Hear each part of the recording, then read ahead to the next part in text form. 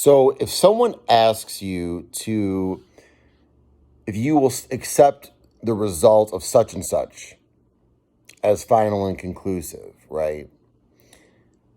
Like, and it's in advance of this thing. Doesn't it click in your head, especially if it's something important? Doesn't it click in your head kind of that maybe it's a setup, maybe it's a gotcha, right? Like, I mean, really, this actually that's more of a specific example of something that's actually broader and more general. We could formalize and describe, which is leading people with lines of questioning, right? This is what lawyers do, right? And especially good lawyers will be capable of like tricking people, like playing. It's like a game of gotcha, right? Well,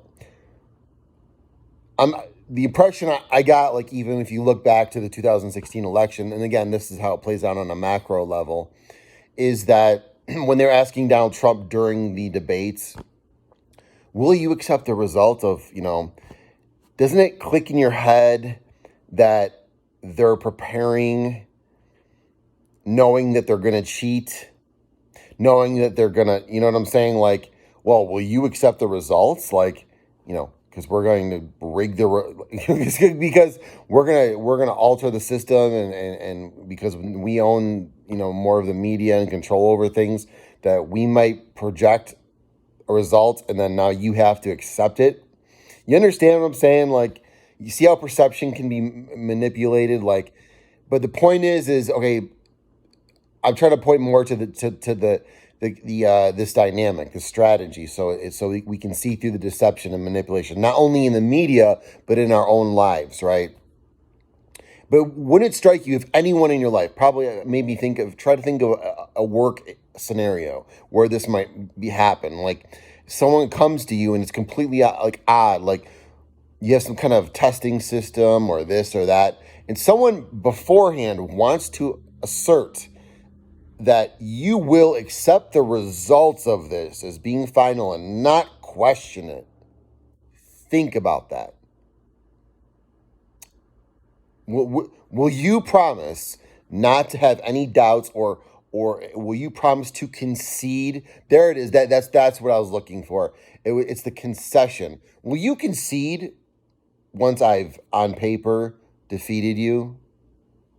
Will you agree in advance to shut the F up and go away, right? When this result comes in, this poll, this test, this election, this whatever we're doing, will you finally shut up, right? And see that I'm right and you're wrong, and it's my way and not your way, right? Can you imagine that's why Donald Trump kind of hemmed and hawed a little bit when that came up. It's like, well, you want me to in advance just say, yeah, whoever, yeah. Come on, guys. There's too many details. There's too many places. And I don't want to get into that whole topic of the election, but that's just one example of that dynamic playing out. So, guys, look out for that. So I'm getting this basically I'm watching PBS NewsHour right now. I'm just literally picking up these things as I'm sitting here watching it. Like, they're already planting the seeds for you to shut the F up. But again, of course, it's mostly only left-wing, leaning people who are watching this. So they want to plant those seeds of, and what's funny, and it might not be a coincidence, because I just did the video on deniers. One segment was on deniers, right? And now this segment is on conceding. Will you just discussing, just planting the seed of this person? They were asked, will they concede to the results? It's like presumptuous. Like it's like saying, I know you're going to lose. Will you concede in advance, even though I got it? It's rigged. Like right? You know what I'm saying? Like, come on. Why do we even need to discuss that? There's an election or some kind of thing, or again. If you want to apply this to your everyday life, there's a result or that comes in, or some kind of conclusion or test or election or whatever. And why do you even need to bring it up? That's the whole reason for the process. Is the process itself decides, right? We presume To some degree, we hope that it's legitimate, right? That it's honest, that it's fair, right? We presume that, but you need to like interject and like ahead of time and tell me to not think after the fact. It's a good sign you don't want to trust somebody. And when it's coming on a macro collective level, like from the media, something should click in your head, right? Okay, will you concede in advance? Why? It's like telling me to. It's basically telling you to shut the f up and don't think, right? All right, and so you become an agent out in the world arguing their cleverly crafted. You can go out there and parrot their narratives, right? All right, peace out. Watch out for it. Watch out for people in your everyday life.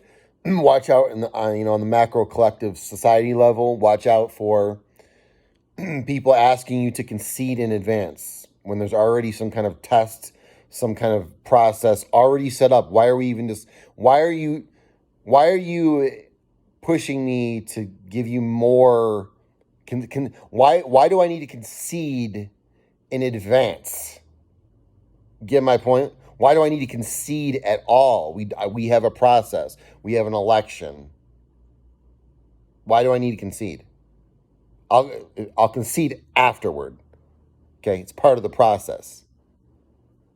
Anyways, right? This is what liars do to manipulate you, right? To draw you in, to capture you on video saying something so that they can use it against you. You said you would concede. You said. Think about it, guys. Come on.